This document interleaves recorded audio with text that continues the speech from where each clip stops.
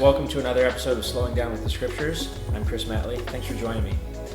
Fake news is the phrase of the day. If you're like me and you like to follow current events and politics and you watch the news, then you probably have heard this phrase probably a lot the last few years. If I'm being honest, I despise the phrase fake news. I can't stand it. And part of the reason is because it's not an argument. It's not a good argument anyway. It's not an engagement with facts or information. It's dismissive. It's an appeal to actively deny inconvenient truth or facts.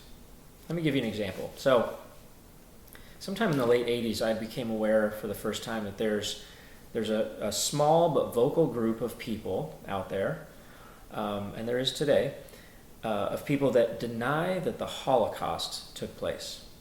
This is the Holocaust perpetrated by the Nazi regime in the late 30s and early 40s against the Jewish people, resulting in the deaths of over 6 million people. And there are people that believe that this did not take place, that it's some kind of hoax. Now, for average folks like you and I, when we hear this denial, it sounds like lunacy.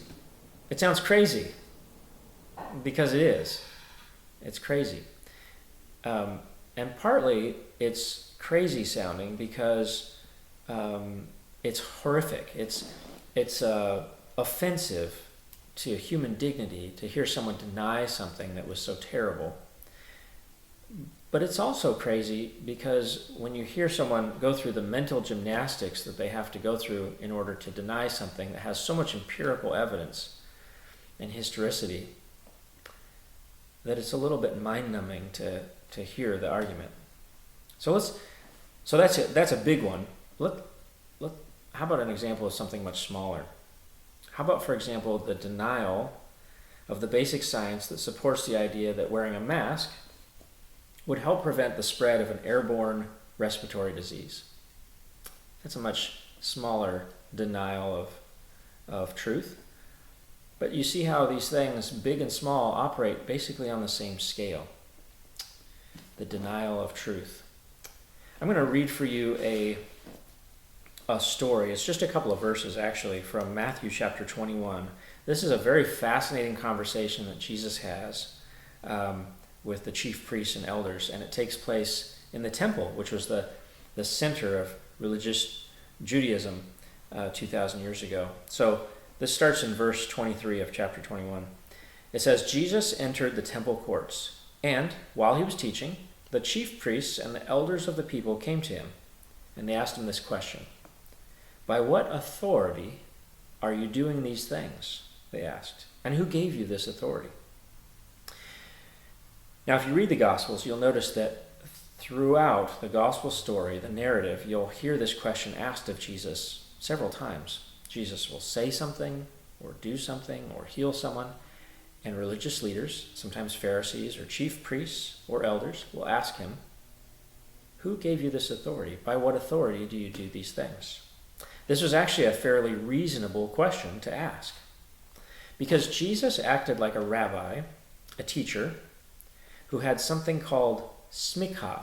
Smikha is a Hebrew word which means the authority to make new interpretations. See, most teachers, most rabbis of the day, would teach the Torah, teaching the acceptable interpretation of the law. In other words, they taught the thing that their teacher had taught them. And that teacher taught the thing that their teacher had taught, going all the way back to Moses. There was a standard, kind of a standard way of teaching the Torah. An orthodoxy, if you will. That's the word we use now. But sometimes, every once in a while, a very skilled and gifted teacher would add something to the interpretation of the scriptures. And this was called smicha. And Jesus did it all the time. So these religious leaders, in asking this question, by what authority are you doing these things? They're asking, who gave you this smicha, this authority? Here's how Jesus replied. He said, I will ask you one question, and if you answer me, I will tell you by what authority I'm doing these things. So he enters into a bargain with these people. I'm sure you can guess this isn't going to work out too well with them. Here's his question. He says, John's baptism, where did it come from? John, of course, is John the Baptist. Now, John had a ministry before this where he would baptize people into repentance and talk about the coming kingdom. And he said, where did this movement, where did it come from? Was it from heaven or of human origin? In other words, was it of God, or was he just another in a long line of crazy people? So the religious leaders, they kind of circled the wagons, and they discussed it among themselves, it says. And here's what they said to themselves. They said, if we say it's from heaven, it's of God, well, then he will ask us, then why didn't you believe him? Because they're already on record, by the way, as having dismissed and denied John the Baptist's ministry. So they've already done that. But if we say it's of human origin, it's not of God, in other words, well, we fear the people, for they all hold that John was a prophet. So they're caught in this untenable situation where they'll either look like a fool or a hypocrite. That's not a good set of choices. So they take option C and they say, they answer Jesus, they say, we don't know. We don't know. That's a way to take a stand there, religious leaders. Then Jesus answers them. He says, neither will I tell you by what authority I am doing these things. In other words, didn't work out for you. We entered into a bargain. You didn't keep it, so I'm not going to answer your question. Here's a side note. Don't engage in a battle of wits with the creator of the universe. It's just never going to work out for you. So what can we glean from this interaction? And what does it have to do with fake news? So there's this very clear pattern that's followed, that's revealed in these conversations, this one and others in the Gospels, where Jesus provokes, then the provoked person is forced to consider what they're being provoked about, and then it leads to either belief or unbelief. In this case, it led to the statement, we don't know. Unbelief, right? So provoke, consider, believe. Jesus provokes with the intention that we will have to, having heard this truth, we will have to consider, we will have to ponder his words. And his hope, I believe, is that will lead us to believe the truth of what he had to say.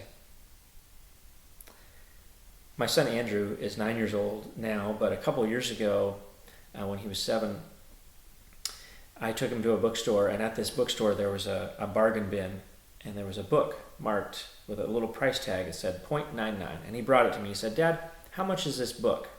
He was wondering if he had enough money to purchase it. I said, well, it's $1. And he found another one, and this one must have been priced by a different employee because it had a different looking sticker, and it said 1.00. And he asked me, how much is this one, Dad? And I said, well, that one's $1 too. And he said, but Dad, this one has 2 9s, and this one has a 1, and you said both are $1. My son, very much like me, abhors contradiction. It's uncomfortable.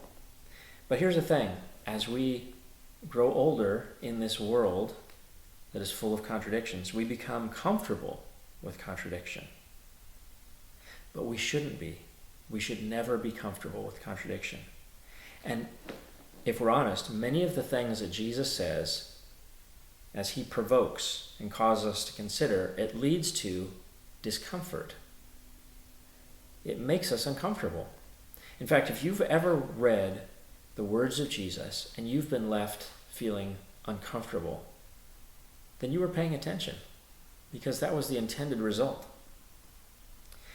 And if we're willing to live with this discomfort as we consider this provocation, this provocative truth, if we live with that and let it fill us from the inside out and change our hearts and consequently change our minds and change the way we think about things, especially important things, then we'll come to believe that what he has to say is true. Here's what Jesus said to Thomas, my favorite disciple. He says in his last interaction with Thomas that we know of, he says, "Blessed are those who one day believe without having seen."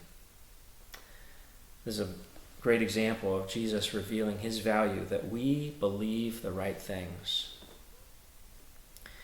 So instead of taking the easy way out, when you hear inconvenient and uncomfortable truth, instead of writing it off, using phrases like fake news, may I encourage you, as your friend, engage with uncomfortable truth. Live with the discomfort.